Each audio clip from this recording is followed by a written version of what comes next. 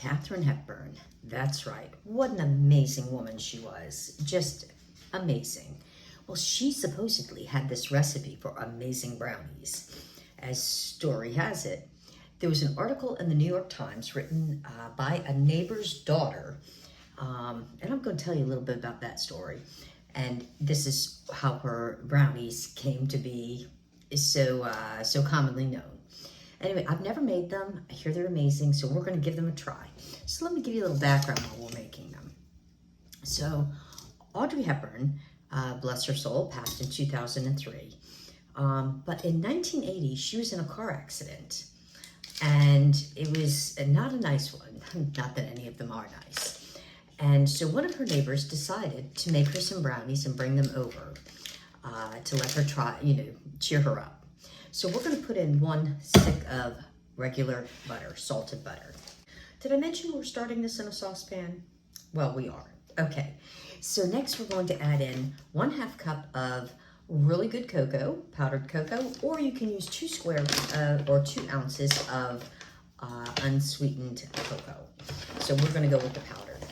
Anyway, as the story has it, so the neighbor brought over these brownies, and everybody knows that Katharine was a woman that spoke her word, spoke her mind, and told the woman, thank you for the brownies. However, they're overcooked and they taste too cakey. You've used way too much flour. And so she decided to share her recipe with her and tell her how to make proper brownies. Katharine Hepburn said, brownies should be chewy and ooey and gooey, not like a cake. So there you go. So we're going to get this on the stove. We want to melt these and stir them all together so that we can get on to the next step. Once you have your butter and your cocoa all melted down together, you want to go ahead and transfer this to a bowl. And we're going to let it cool down. Make sure you get all this goodness out. Use a spatula or something if you want. Make sure you get it all in here. We want to let this cool down a bit. This looks really, really good. It looks almost like pudding. So good. And we're going to set this to the side and let it cool while we get on to the next step. Now, next you want to take an 8x8 pan and you want to butter it. That's right, she said generously butter it, so that's what I did. Now you want to set this to the side so that you make sure you have that ready for that step. Next, let's get on to the next step. Now in a separate bowl, we're going to add 1 cup of regular granulated sugar, 1/4 of a cup, only 1/4 of a cup, and she's very persnickety about this, of regular all-purpose flour, 1 pinch of salt, and 1 cup of, her favorite is chopped walnuts, but she said you can substitute pecans. And you want to mix this all around until everything is completely mixed together. It seems like there's a lot of nuts for this, but I guess she liked a lot of nuts in her brownies, I guess. But I do like a lot of nuts in my brownies too, so I don't know. We might have more in common than I knew. Alrighty, now, once the chocolate is cooled down, we're going to add in 1 teaspoon of vanilla and stir that in. And once we have this all stirred in, the next step, we're going to take 2 eggs, but she says do 1 at a time. So you need to take 1 egg at a time, like so, and give it a whisk.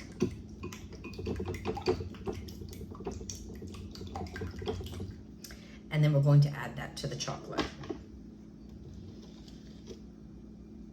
And I'm not sure what her method is. Actually, I think I'm going to put it into this bowl, make it a little easier, a little larger bowl. And we're going to go ahead and mix that together.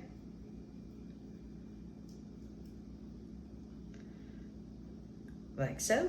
There we go. And once you have the first egg mixed together, then you're going to whisk the second egg and add that in as well. Once you have your chocolate mixture all together, and it's a really interesting texture, it does sound like it's going to work. I think she might be onto something here. Now you want to add this on into your flour and nut and sugar and salt mixture. I'm gonna go ahead and add this all in, like so. And then you want to mix this together, but it says don't over mix it. Just mix it enough until everything is combined. I guess because there isn't a lot of flour, maybe that makes them maybe a tougher brownie if there's such a thing. But I'm gonna just gently, maybe kind of fold and stir until I get it all mixed together. It's gonna be kind of a wet batter, and I can see that it is. Once you have it all folded together, again, you don't want to over mix it. Now we're gonna go ahead and put this into our pre-buttered pan.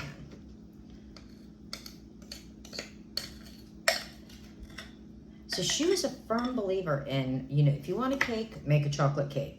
If you want brownies, they should be ooey and gooey and, you know, all of that. And, you know, I think she might be right. I mean, you know, unless, you know, you're one of those people that want to cross between a cake and a brownie, then I get it. All right. So this is going to be good. This is, I think it's going to be absolutely delicious. I'm sure hoping, again, I've never made this before. This is a first. But I couldn't resist when I saw this recipe and the backstory and all of that. I said, you know, I think I gotta make these. So then you just wanna spread these out like so. Now we're gonna put these in the oven at 325 for 30 minutes. Another big bug of Katharine's was people overcook their brownies, and you don't wanna overcook them. So only 30 minutes at 325. So I'll see you when these come out of the oven. They look and smell divine. Alrighty now, these are out of the oven and they're just about cooled. They're still a little warm. Don't they look amazing? They smell so good. So I can't wait to cut them. So I'm gonna give them a little cutty cut, and we're gonna find out if, you know, if this is what it's all about, if this is how I need to be making my brownies. And, you know, I am sure that Megan is going to be looking forward to these too, because she does like her brownies, and I'm just hoping that these tickle her fancy. So we're supposed to cut it into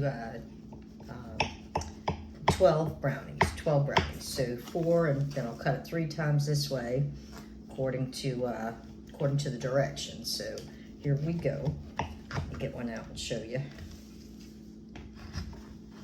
She usually likes an inside piece, I think. Okay, so it's got it looking like it's going on here. All right, well, we're gonna give these a tasty taste, and we're gonna let you know if these are where it's at. Alrighty now, I know you like brownies. Now, these are the famous Katharine Hepburn brownies. You kept changing whether it was like Audrey or Katharine. These are Katharine's. Yeah, these are Katharine Hepburn's.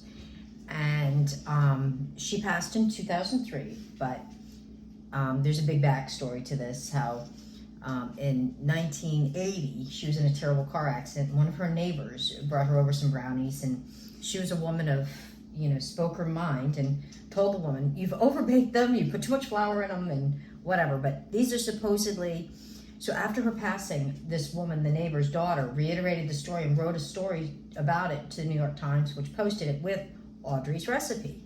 And Katharine. And she believes that brownies should be chewy, gooey, not cake-like. Okay. And so let's see if let's see. I've never made this, and if these are as amazing as they're supposed to be, these could be our... They look almost gluten-free. No, they're not.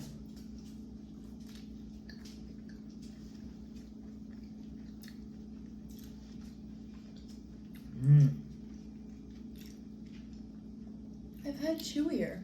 They're supposed to be. She said brownie. I've had chewier. Oh. Maybe they need to cool a little more. They're still a little warm. And they're like melting in my mouth. It's not really chewy. Oh, maybe because they're still warm? Yeah. Well, I think they're delicious. They're good. They're very rich. And that's why she says you make a small pan and you cut it into 12. They're not huge brownies. Respectfully, It's not my favorite brownie ever. Okay. I'm going to keep at it. I'm going to find the ultimate brownie recipe. These are good, though. These are good. But could be chewier. Okay. I'm just saying. Okay, well, I'm going to keep at it then. We're going to work on this, but I'm going to tell you what, if you make these, you won't be disappointed. I'm just telling you what. Real good.